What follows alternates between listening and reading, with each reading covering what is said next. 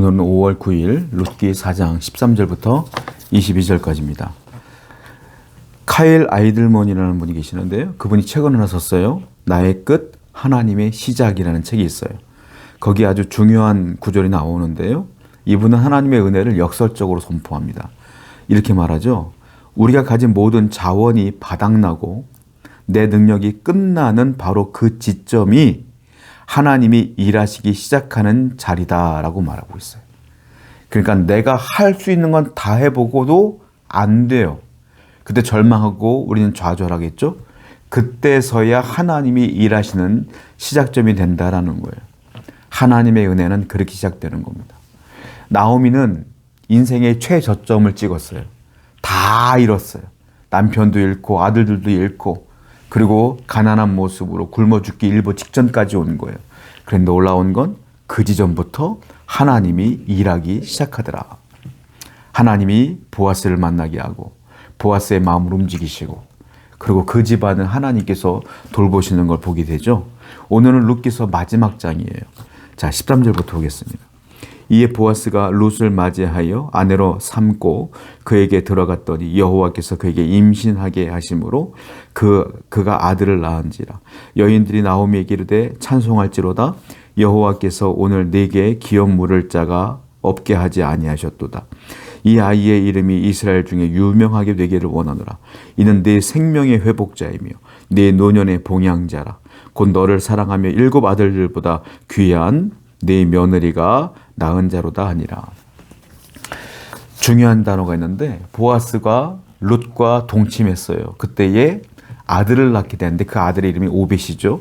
그런데 여기 13절을 보게 되니까 이렇게 써 있어요. 여호와께서 그에게 임신하게 하심으로. 하나님이 임신케 했다는 겁니다.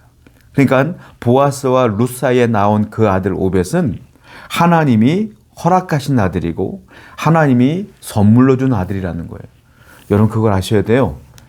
우리가 임신하고 아이를 낳을 때에 다 하나님의 축복이에요. 하나님의 은혜예요. 하나님의 은혜가 아니고서는 불가능한 것을 분명히 아셔야 돼요. 그러므로 우리는 자녀들을 사랑하고 자녀들을 위해 헌신하고 기도하며 하나님의 영광을 위하여 하나님의 말씀을 잘 전해야 될 책임이 우리에게 있다는 겁니다. 여인들이 나오미에게 룻이 손주 오벳을 안겨줬어요. 그때 나오미가 이 오벳을 딱 들고 안고 있을 때에 얼마나 기뻤겠어요? 사람들이 막 말합니다. 네 생명의 회복자이다. 이 오벳이 네 생명의 회복자이다 라고 말하면서 아주 중요한 말을 하는데 네가 너를 사랑했던 그 7 아들들보다 귀한 네 며느리가 낳은 자로다 이렇게 말하고 있어요. 7 아들들보다 더 귀한 며느리가 낳은 아들이다. 7이라는 게 무슨 뜻이겠어요? 완전수예요.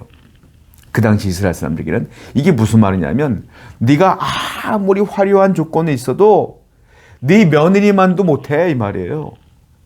그러니까 내가 아무리 조건이 좋아도 은혜 받은 며느리 룻 한 명이 최고다 이거죠. 하나님의 뜻은요. 하나님의 일은요. 여러분들의 겉모습을 보시고 일하시지 않아요. 야, 네가 부자구나. 야, 네가 박사학위가 몇 개냐. 니네 집안이 대대로 학자 집안이구나. 정치가 집안이구나. 사업가구나. 그런 게 하나님께 보이는 게 아니에요. 하나님은 뭘 보냐면 누가 은혜 받았니? 누가 은혜 받고 누가 순종하고 있냐. 나 비록 가난해도 나 비록 우리 집안에서 혼자 예수 믿어도 나 비록 우리 집안 대대로 불교인지 나 혼자 예수 믿어도 내가 은혜 받았다면 내가 그분의 말씀대로 산다면 은혜 받은 한 사람으로 인하여 하나님은 역사하신다. 중요한 건 내가 은혜 받는 게 중요하다. 오늘도 바로 여러분 한 사람이 은혜의 사람이 되고 순종의 사람이 되고 헌신과 충성의 사람이 되기를 원합니다. 18절 말씀입니다.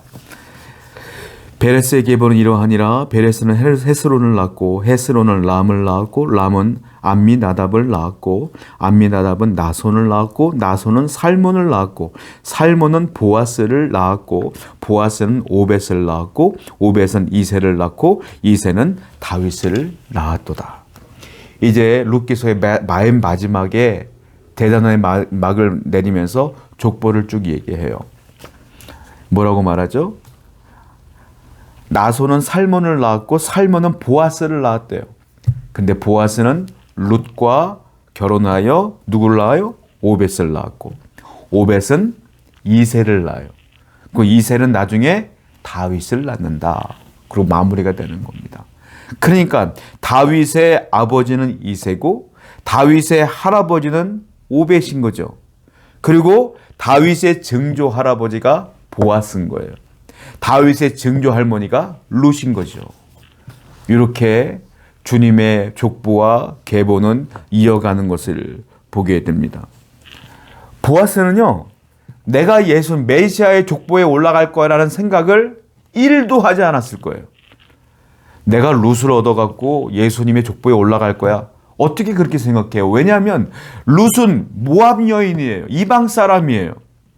그런데 어떻게 메시아의 족보에 올라갈 수 있겠어요? 그런 거 생각할 수가 없죠.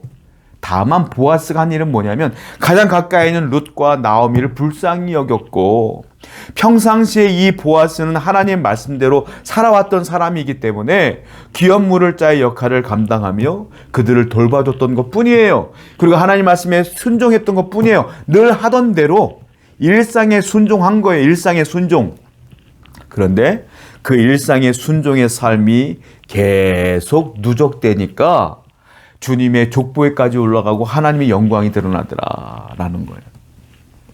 여러분, 우리가 하나님의 일을 하는 건 대단한 게 아니에요. 그냥 지금 오늘 말씀 묵상하고 순종하고 기도하고 예배자로 거룩한 모습으로 살아갈 때에 그 모습이 계속 누적되고 누적되다 보면 여러분들을 통하여 하나님의 놀라운 일들을 이루신다는 걸 알게 돼요. 그러므로 우리는 나 나중에 주님을 왜 이걸 할 거야 저걸 할 거야가 아니라 지금부터 작은 일에 순종하는 일부터 시작해야 된다는 거예요. 작은 순종이 놀라운 결과를 만들어내기 때문에 그래요. 오늘도 하나님 말씀의 일상의 순종으로 나아가는 여러분 되기를 축원드립니다. 기도하겠습니다. 보아스처럼 평상시에 매일매일 삶 속에 하나님 말씀대로 살아가는 모든 성도들 되게 해 주시옵소서. 예수님의 이름으로 기도드렸습니다. 아멘.